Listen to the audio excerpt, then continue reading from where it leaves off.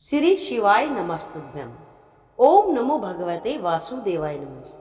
प्यारे भक्तों, मैं राधा आप सभी का स्वागत करती हूँ आपके अपने YouTube चैनल शिव कृपा भक्ति भजन में। आज हम सुनेंगे मोक्षदा एकादशी की व्रत कथा। तो प्यारे भक्तों, यह व्रत कथा आप पूरा मन लगाकर सुनिए। अगर आपने व्रत किया है या नहीं भी किया है तो भी इस कथा को आप जरूर सुने, क्योंकि यह कथा मोक्ष प्रदायिनी है। इस कथा को सुनने से मोक्ष की प्राप्ति होती है।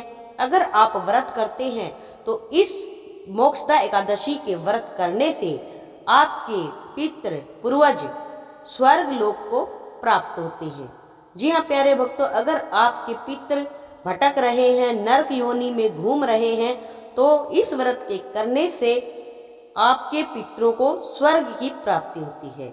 तो प्यारे भक्तों, आज के दिन ही श्री कृष्ण भगवान ने अर्जुन को गीता का ज्ञान दिया था, तो इसीलिए यह दिन गीता जयंती के रूप में भी मनाया जाता है। तो प्यारे भक्तों, आज हम सुनते हैं मोक्ष एकादशी व्रत कथा। धर्मराज युधिष्ठिर ने भगवान श्री कृष्ण से कहा, हे मधुसूदन, आप तीनों लोकों के स्वामी, सबको सुख देने वाले और जगत के पति हैं। मैं आपको नमस्कार करता हूँ। हे देव, आप सबके हितैषी हैं, इसीलिए मेरे संशय को दूर कीजिए कि मार्गशीर्ष शुक्ला एकादशी का नाम क्या है, उस दिन कौन से देवता की पूजा की जाती है और उसकी विधि क्या है। भगवान, आप मेरे इन प्रश्नों का विस्तार पूर्वक उत्तर देने की कृपा कीजिए।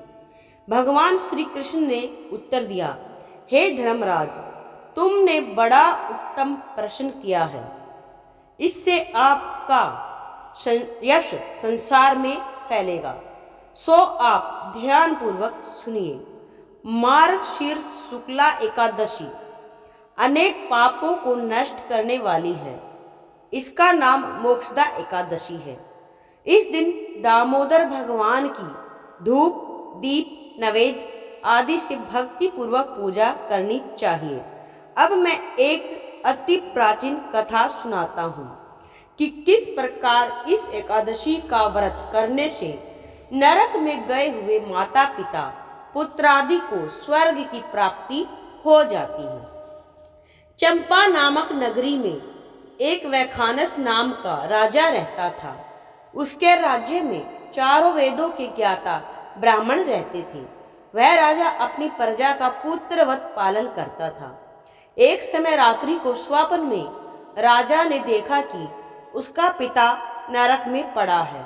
स्वप्न देखकर राजा को बड़ा दुख एवं आश्चर्य हुआ और प्रातःकाल होते ही विद्वान ब्राह्मणों से अपने स्वप्न की बात कही।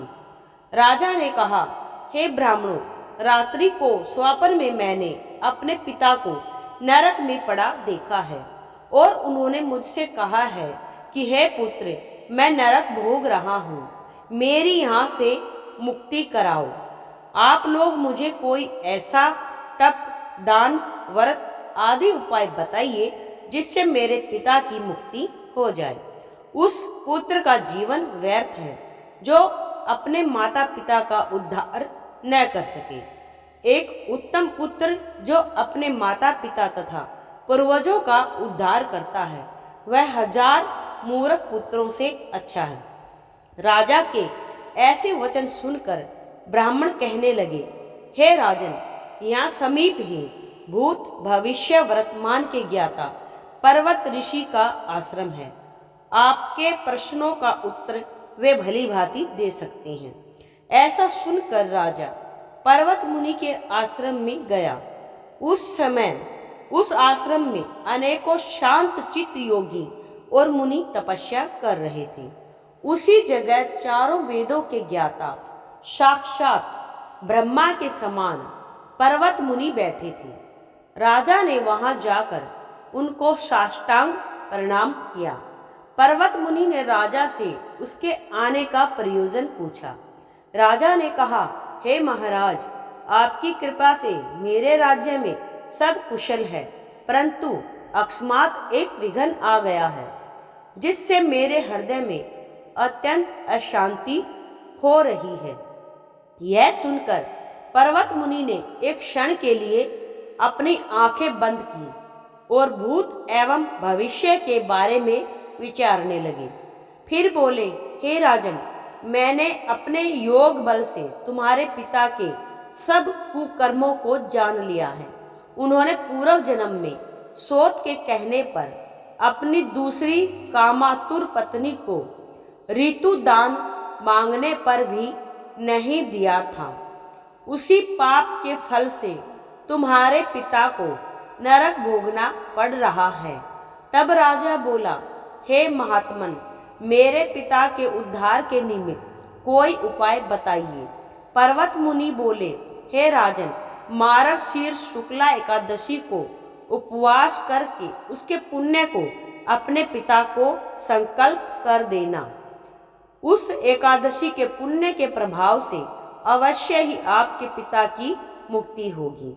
मुनि के वचनों को सुनकर राजा अपने महल में वापस आ गया और कुटुंब सहित इस मोक्षदा एकादशी का व्रत किया।